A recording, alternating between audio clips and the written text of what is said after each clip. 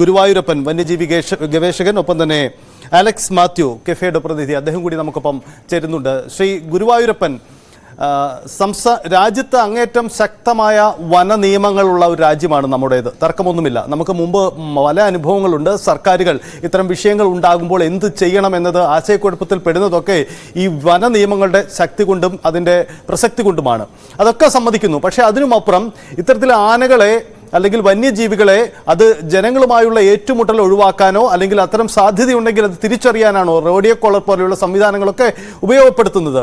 ഇവിടെ ഉയരുന്ന ചോദ്യങ്ങൾ നിരവധിയുണ്ട്. അതിലൊന്ന്, ഏറ്റവും പ്രസക്തമായ ഒന്ന്, ഈ റേഡിയോ കോളർ ഘടിപ്പിച്ച ഒരു ആന ഒരു വീട്ടുമുറ്റത്തിരിക്കുന്ന ഒരാളെ വന്ന് ആക്രമിക്കുമ്പോൾ അത് തിരിച്ചറിയാൻ കഴിയാതെ പോകുന്നത് നമുക്ക് സംഭവിക്കുന്നത് എവിടുത്തെ പ്രശ്നമാണ്? കർണാടക സിഗ്നൽ കൊടുത്തില്ല, കേരളത്തിന് കിട്ടിയില്ല തുടങ്ങിയ സംസ്ഥാനതല ചർച്ചകളും വിവാദങ്ങളും തർക്കങ്ങളും ഒക്കെ ഉണ്ട്, ശരി, സമ്മതിച്ചു. പക്ഷേ ജനങ്ങൾ ചോദിക്കുന്ന ഒരു ചോദ്യമുണ്ട്, പിന്നെ എന്തിന് ഈ സംവിധാനങ്ങൾ? തീർച്ചയായിട്ടും ഞാനത് അങ്ങ് പറഞ്ഞതിനോട് പൂർണ്ണമായിട്ടും യോജിക്കുന്നു. കാരണം തീർച്ചയായിട്ടും സർക്കാർ സിസ്റ്റത്തിന്റെ ഭാഗത്ത് ഗുരുതരമായിട്ടുള്ള വീഴ്ചയുണ്ട് എന്നുള്ളത് സമ്മതിക്കാതെ വയ്യ. ഞാൻ ആദ്യമേ ആ ഒരു ആംഗിൾ തന്നെയാണ് സംസാരിക്കാൻ ഉദ്ദേശിക്കുന്നത്. കാരണം നിലനിൽപ്പിന്റെ ഭാഗമായിട്ട് ജീവിക്കുന്ന ഒരു വ്യക്തികളെ സംബന്ധിച്ച്, അതായത് അതിജീവനത്തിന് വേണ്ടി പോരാടുന്ന ഒരു വ്യക്തിത്വങ്ങളാണ് നമ്മൾ ഈ പറഞ്ഞ, പ്രത്യേകിച്ച് വന അതിർത്തിയിൽ ജീവിക്കുന്ന ആളുകൾ. എല്ലാവരും അതുപോലെ തന്നെയാണ്, ഞാൻ ഉൾപ്പെടെ എന്ന് വെച്ചു.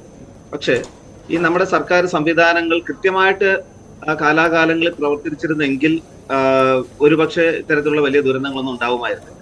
പലപ്പോഴും പല സിസ്റ്റമും പ്രവർത്തിക്കാതെ പോയത് കൊണ്ടാണ് ഇത്തരത്തിലുള്ള ദുരന്തങ്ങൾ വീണ്ടും അരങ്ങേറുന്നത്. പ്രത്യേകിച്ച് വന അതിർത്തിയിൽ ജീവിക്കുന്ന ആളുകളെ സംബന്ധിച്ച് ഈ അവരുടെ നിലനിൽപ്പ് എന്നും ചോദ്യചിഹ്നത്തിൽ തന്നെയാണ്.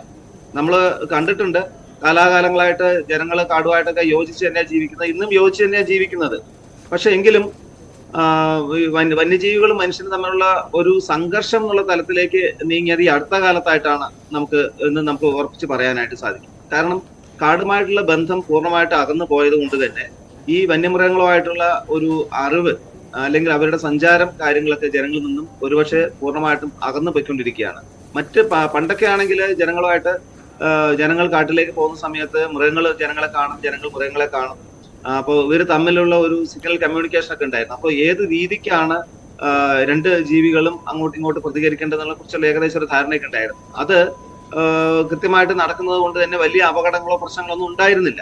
പക്ഷെ കാലങ്ങൾക്ക് ശേഷം ഈ ജനങ്ങൾ അവരുടെ സ്വന്തം നിലയ്ക്ക്, കാരണം ജീവിക്കാൻ മറ്റു മാർഗങ്ങളൊന്നും ഇല്ലാതെ ഉള്ള ചെറിയ കുഞ്ഞു സ്ഥലത്ത് നിലനിൽക്കാൻ വേണ്ടിയിട്ടുള്ള ജീവസന്ധാരണ പ്രവർത്തനം ചെയ്യുന്ന സമയത്ത് ഈ കാടുമായിട്ടുള്ള ഒരു ബന്ധമൊക്കെ സ്വാഭാവികമായിട്ടും അകന്നു പോകും. അതിനകത്ത് ഈ പറഞ്ഞ വന്യമൃഗങ്ങളെ സംബന്ധിച്ച് വെള്ളത്തിന് വേണ്ടിയിട്ടോ മറ്റ് അവരുടെ സ്വന്തം മേഖലയിൽ സഞ്ചരിക്കുന്ന സമയത്ത് ഉണ്ടാകുന്ന തടസ്സങ്ങളെ നീക്കാനായി അവര് ആളുകളെ ആക്രമിച്ചിട്ടുമുണ്ട്. അപ്പൊ അത്തരം സന്ദർഭങ്ങളിൽ ഒരു മനുഷ്യജീവൻ നഷ്ടപ്പെടുന്ന സമയത്ത് സ്വാഭാവികമായിട്ടും ജനങ്ങൾ വന്യമൃഗങ്ങൾക്കെതിരെ പ്രതികരിച്ചിട്ടുണ്ട്.